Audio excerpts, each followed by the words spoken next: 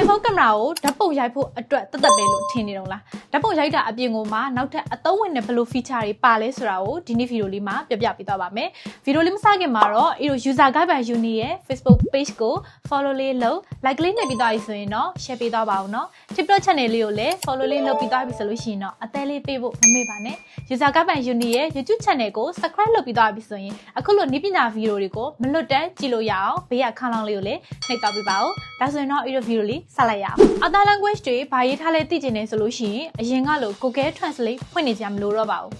ကင်မရာကိုချိန်လိုက်တာနဲ့ lifetime icon လေးပေါ်လာပါလိမ့်မယ်အဲ့ဒါကိုနှိပ်ပြီးသွားပြီဆိုရင်တော့ translate လုပ်လိုက်တာနဲ့ဘာသာပြန်ပေးပါရဲ့စာတွေဖုန်းနံပါတ်တွေ Wi-Fi password တွေကိုလက်နဲ့ရိုက်ထည့်ပြီးတော့အချိန်ကုန်ခံနေပါနဲ့တော့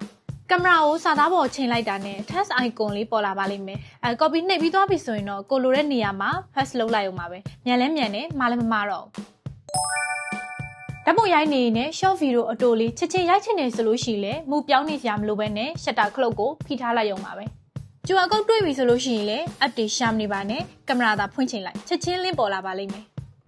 ကဲကင်မရာအဲ့ရဲ့သုံးဝင်ပုံတွေကိုတည်သွားပြီဆိုတော့အခုပဲစမ်းကြည့်လိုက်တော့နော်user guide by uni ရဲ့ Facebook page ကို follow လေးလုပ် like လေးနှိပ်ပြီးသွားပြီဆိုရင်တော့ share ပေးသွားပါဦးနော် TikTok channel လေးကိုလည်း follow လေးလုပ်ပြီးသွားရင်တော့အသေးလေးပေးဖို့မမေ့ပါနဲ့ user guide by uni ရဲ့ YouTube channel လေးကိုလည်း subscribe လုပ်ပြီးသွားပြီဆိုရင်တော့အခုလိုနည်းပညာတွေကိုမလွတ်တမ်းကြည့်လို့ရအောင်ဘေးကခေါင်းလောင်းလေးကိုနှိပ်သွားပေးပါဦးအဆုံးထိကြည့်ရှုခဲ့ကြတဲ့အတွက်ကျေးဇူးတင်ပါတယ်အားလုံးပဲတတာ